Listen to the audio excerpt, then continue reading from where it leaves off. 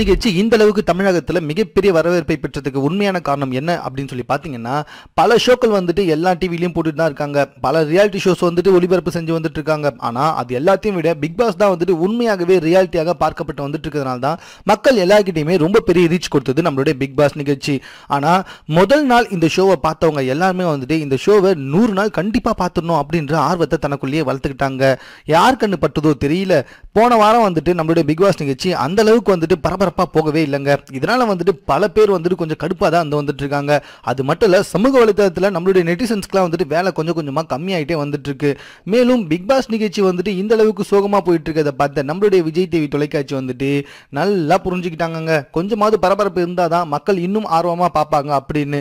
இதுக்கு முன்னாடி வரைக்கும் ஓவியா, காயத்ரி, ஜூலி சண்டை போட்டுருந்தாங்க. ஆனா இன்னைக்கு நம்மளுடைய பிக் பாஸ் நிகழ்ச்சியில வந்துட்டு யாரு தெரியுமா சண்டை போட போறா? மேக்கப் ரைசா வந்ததுல இருந்தே பாத்தீங்கன்னு வச்சுக்கோங்களேன், தம்பி சூதானமா இருந்துக்கணும்டா, இருந்த இடமே தெரியக்கூடாது அப்படின்னு தான் வந்திருந்தாங்க. அவங்க இருக்கிற இடமும் தெரியாது, வந்து போற தடமும் தெரியாது.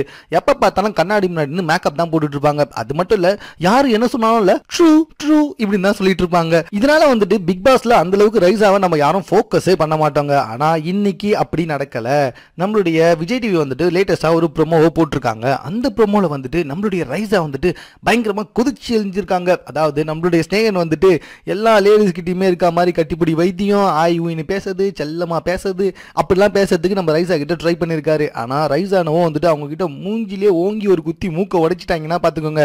ஆமாங்க, எனக்கு ஏய் ஓய்லாம் இந்த மாதிரி பேசுறதுலாம் பிடிக்காது. அது நீங்க செல்லமா கூப்பிட்டதா இருந்தாலும் என்கிட்ட அந்த மாதிரிலாம் பேசுறவளை வச்சுக்காதீங்க அப்படின்னு அந்த இடத்த விட்டு எழுந்து போயிட்டாங்க. இதனால ஸ்நேகனுக்கு பயங்கர காண்டாயிடுச்சு பொழுது. ஸ்நேகன் போயிட்டு வையாபுரி கிட்ட அழ, வையாபுரி ஸ்நேகன் கிட்ட கோவமா பேச, ரைஸா பத்தி எல்லாருமே தப்பா பேச, இப்படியே போயிட்டு இருக்காங்க இந்த ப்ரோமோ. எனக்கு என்னவோ இதுக்கப்புறமா வந்துட்டு நம்மளுடைய காயத்ரி கிட்ட இருந்து அப்படியே பிக் பாஸ் டர்ன் பண்ணி ரைஸாக்கும் ஸ்நேகனுக்கும் நடுவுல ஒரு பாலத்தை போடுவாங்களோ அப்படின்ற மாதிரி தோணுது. மேலும் இது போன்ற செய்திகளை உடனுக்குடன் தெரிந்து கொள்வதற்கு எங்களோட சேனலை சப்ஸ்கிரைப் பண்ணுங்க. இந்த வீடியோ பிடிச்சிருந்தா லைக் பண்ணுங்க. உங்க கமெண்ட் எதுவும் அந்த அளவுக்கு எங்க கூட ஷேர் பண்ணிக்கோங்க. மேலும் பிக் பாஸ் குறித்த முழு வீடியோவும் பார்க்கணும்னா ஹாட் ஸ்டார் இணையதளத்தை பயன்படுத்திக்கோங்க. தேங்க்யூ.